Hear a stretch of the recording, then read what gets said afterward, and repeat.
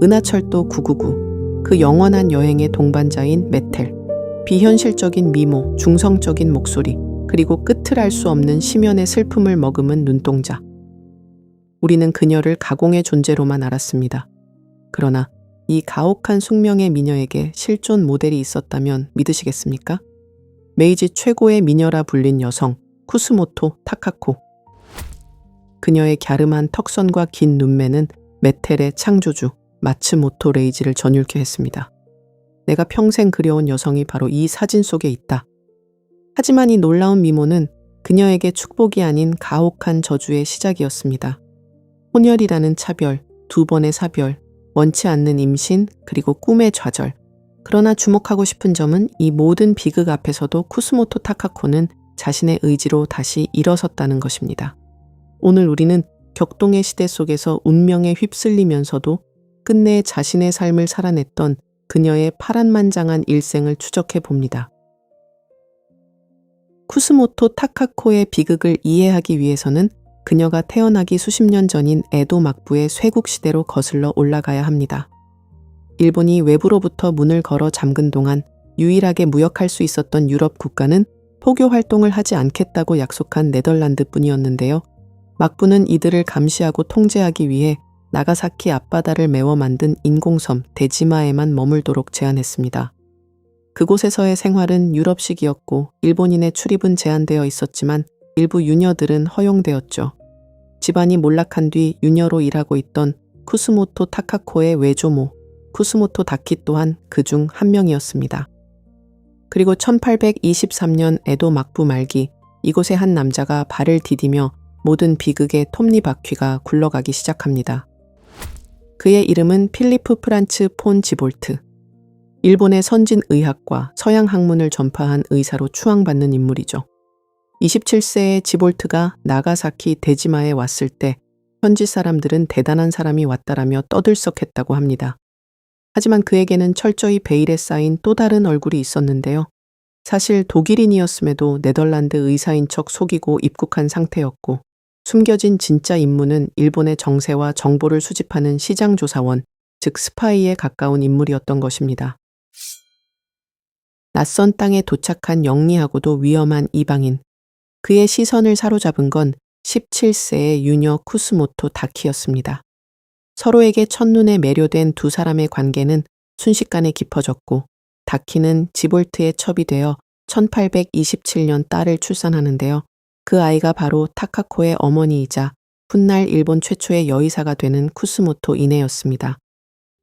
그러나 부부의 행복은 찰나였죠.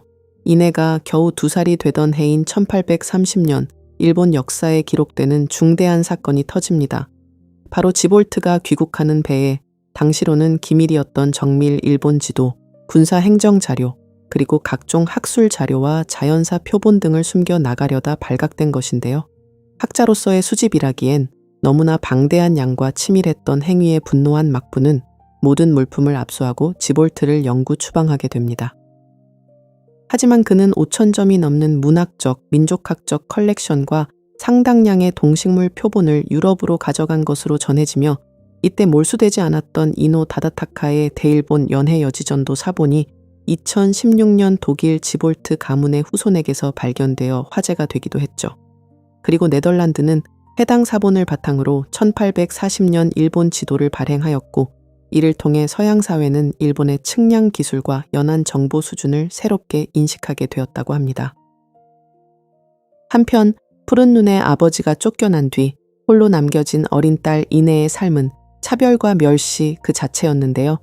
당시 일본에선 서양인의 피가 섞인 혼혈하는 손가락질 받기 일쑤였죠.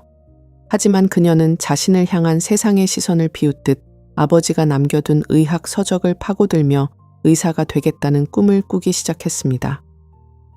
또한 어머니의 품을 떠나 아버지의 제자였던 니노미야 게이사쿠에게 의학의 기초를 배웠고 산부인과 기술을 배우기 위해 이시이 소켄의 문화생으로 들어갑니다. 혼혈이라는 이유로 차별받으며 살아온 만큼 평범한 여성의 삶을 포기하고 의사로서의 길을 개척하기로 결심한 것인데요. 하지만 그녀가 믿었던 의학의 상아탑은 가장 추악한 범죄의 현장으로 변해버립니다. 바로 스승이었던 이시이 소켄이 제자이자 조력자였던 이내를 강제로 유린한 것이죠. 권력과 폭력 앞에 무력하게 짓밟힌 그녀의 몸과 마음은 훗날 딸 쿠스모토 타카코가 남긴 회고에서 그 처참한 흔적이 고스란히 드러납니다. 할머니를 배웅하고 돌아오는 배 안에서 이시이가 추파를 던졌기에 어머니는 항상 지니고 있던 단검을 꺼내어 짐승 같은 이시이를 막으려 했지만 그의 폭력에 저항할 수 없어 결국 순결을 빼앗기고 말았습니다. 더욱 절망적인 것은 이 단 한 번의 끔찍한 폭력으로 임신을 하게 되었다는 사실인데요. 이시이는 책임을 지고 가정을 꾸리겠노라 제안했지만 이내는 단호하게 거절했습니다. 자신을 짓밟은 짐승의 아내가 되느니 차라리 미혼모의 삶을 선택하겠다고 다짐한 것이죠. 그리고 1852년 비정한 현실 속에서 태어난 아이가 바로 오늘 이야기의 주인공 쿠스모토 타카코입니다. 이내는 아이를 낳을 때 산파조차 부르지 않고 홀로 탯줄을 잘랐다고 합니다. 아이의 유년기 이름을 타다코라고 지었는데요. 이름의 어원인 일본어 타다에는 그저 단지 이유 없이라는 뜻이 담겨 있죠. 좋게 해석하자면 하늘이 뜻하지 않게 내려준 아이로 볼 수 있겠지만 한편으로는 이유 없는 아이라는 의미로 축복 속에서 출산하지 못한 어머니의 복잡하고도 비통한 심정이 담겼다고 할 수 있을 겁니다. 타카코가 8살이 된 1859년 미일 수오통 상조약 체결로 일본은 개국하게 되었고 국외 추방 상태였던 지볼트가 30년 만에 다시 나가사키 땅을 밟게 됩니다. 자신의 장남 알렉산더와 일본을 방문한 지볼트는 현지에 체류 중인 의사들을 이내에게 소개하며 서양 학문과 의학의 가계를 잇게 하려는 의지를 표현하죠. 이후 지볼트의 아들이자 자신의 이복 동생인 알렉산더와 하인리히의 지원으로 도쿄 츠키지의 의원을 개업한 이내는 메이지 시대 천황 측근 여성들의 출산 도우미 역할을 맡기도 합니다. 당시 여성의 사회 진출로서는 매우 이례적인 일이었다고 할 수 있는데요. 그녀가 싱글맘이자 의사로서 생계를 책임지는 동안 타카코는 나가사키에 살고 있는 외조모 다키의 손에서 자라게 되었죠. 독일인의 쿼터로 태어난 만큼 이국적이었던 타카코의 외모는 어려서부터 주변의 시선을 끌었습니다.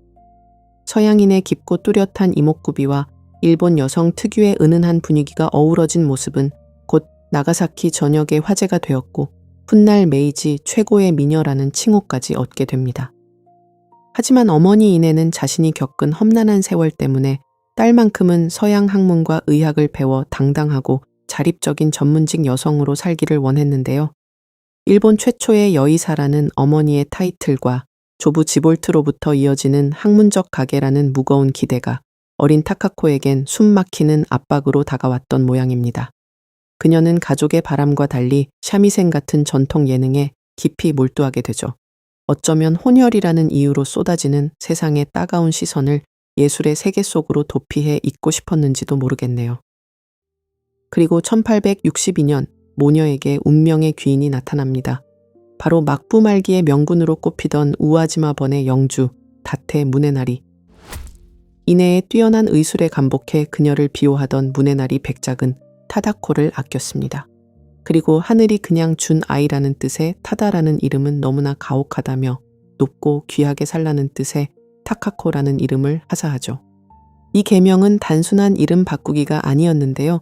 영주가 직접 이름을 지어주었다는 것은 차별받던 혼혈 사생아가 아니라 막부라는 무사 사회 속에서 한 가문의 정식 영예로 인정받았다는 의미이기도 했습니다. 또한 1864년 무네나리의 권유로 어머니 이내 역시 지볼트라는 외국성에서 유래한 시모토라는 호칭 대신 모계 가문의 성인 쿠스모토를 공식적으로 사용하기 시작합니다. 이로써 타카코는 서양 의학의 흐름을 잇는 학문 가문의 적통으로서 일본 무사 사회 속의 일원으로 자리 잡게 됩니다. 14세가 된 타카코는 우아지마 번의 궁녀로 사회의 예법을 익히며 마침내 지독한 차별에서 벗어나는 듯 했습니다. 그리고 이듬해 무려 영주 다테 무네나리의 주선으로 미세 슈조라는 촉망받는 의사와 결혼을 하게 되는데요. 그는 어머니 이네의 스승이었던 니노미야 게이사쿠의 조카이자 지볼트가 다시 일본을 방문했을 때 통역을 맡았던 학자였습니다. 비록 평민 출신이었지만 뛰어난 의술로 실력을 인정받아 무사의 신분을 얻은 인물이었고 현재 오사카 대학교 의학부의 전신이 되는 병원 설립을 주도할 만큼의 엘리트였습니다. 무엇보다 그는 타카코의 상처 많은 배경을 감싸주었고 그녀에게 무사의 아내라는 확고한 사회적 지위와 본인을 통해 서양학 가게를 전승하는 명예를 가져다 주었죠. 동시에 타카코의 미모와 예술적 재능을 아껴주었기에 두 사람은 격동의 메이지 유신 속에서 오사카와 도쿄를 오가며 눈부시게 행복한 나날을 보냅니다. 하지만 세상은 그녀가 행복에 안주하도록 내버려 두지 않았는데요. 결혼 11년째가 되던 1877년 일본 전역을 공포로 몰아넣은 전염병 콜레라가 퍼집니다. 환자들을 돌보던 남편 슈조는 전염병의 독수를 피하지 못했고 불과 며칠 만에 손 쓸 틈도 없이 급사하고 말았죠. 당시 타카코의 나이 겨우 25. 그녀의 삶을 지탱하던 가장 큰 버팀목이 순식간에 무너져 내린 이 비극 앞에서 슬픔을 추스를 틈도 없이 생계를 이어가야 하는 현실이 밀려왔습니다. 결국 타카코가 선택한 것은 어머니의 뒤를 이어 의사가 되는 길이었는데요. 이것은 지볼트로부터 이어지는 서양 학문과 의학의 가계를 이어나가고자 하는 어머니의 강한 소망이기도 했습니다. 당시 여성이 정식 의사가 되기 위해서는 도쿄나 나가사키의 의학교에서 남성들과 함께 서양 학문과 의학, 그리고 해부학을 공부하고 나아가 국가시험을 통과해야 했습니다. 이에 25세 미망인 타카코는 본격적인 의학 교육을 받기 위해 도쿄로 향하는 배에 오르게 되는데요. 하지만 바로 그 배 위에서 쿠스모토 가문의 가장 기괴하고 잔혹한 평행 이론이 고개를 듭니다. 배에는 타카코의 의학 수련을 지도했던 가타기리 시게아키가 타고 있었죠. 그는 오래전부터 알고 지내던 지인으로 타카코의 미모를 탐내며 기회를 노리던 자였습니다. 남편을 잃고 슬픔에 잠긴 미망인을 위로해 주기는커녕 가타기리는 배 안이라는 밀폐된 공간에서 타카코를 강제로 유린해 버리는데요. 26년 전 어머니 이네가 스승 이시이 소켄에게 배 안에서 당했던 그 비극이 딸 타카코 세대에서 똑같은 장소, 똑같은 방식으로 재현된 것이죠. 남편이 죽고 나서 어머니는 저를 산부인과 의사로 만들고 싶어 했기에 도쿄로 가는 배를 타고 있었습니다. 무네가와 근처에 다다랐을 때 가타기리가 추파를 던졌고 결국 저는 그의 폭행에 무릎 꿇고 말았습니다. 가타기리는 학문도 없는 남자였기에 저런 남자에게 몸을 더럽혔다고 생각하면 지금도 분해서 견딜 수 없습니다. 마찬가지로 임신을 하게 된 타카코. 어머니와 똑같은 비극적인 삶의 궤적을 마주한 그녀는 헤아릴 수 없는 절망에 빠졌을 겁니다. 이 사건으로 가문의 핏줄에 흐르는 잔혹한 업보를 강하게 인식하게 되었다고 하는데요. 그녀는 회고록에 아기는 악과를 부른다는 말을 남기며 자신의 운명을 한탄했다고 전해집니다. 원치 않는 임신으로 인해 더 이상의 의학 수련이 어려웠기에 각오했던 의사의 길을 포기하게 되지만 폭행으로 생긴 뱃속의 아이를 낙태하지 않고 출산하는 이 또한 어머니와 똑같은 선택을 하게 되는데요.